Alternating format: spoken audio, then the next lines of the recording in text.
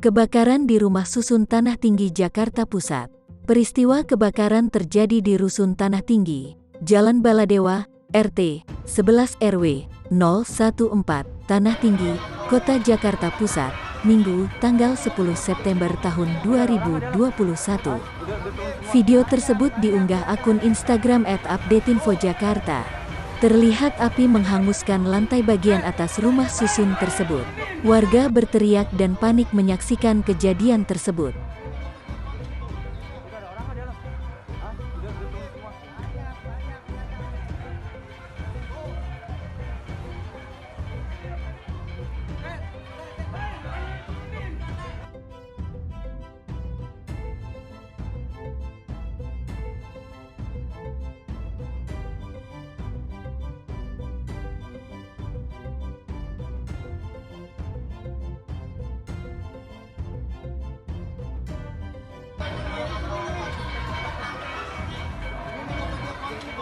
Udah ada orang nggak di dalam?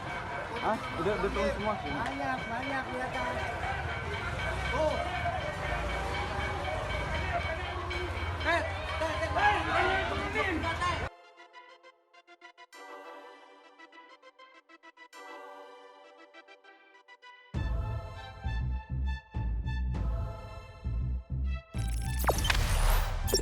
Jangan lupa subscribe, share, komen, dan like ya.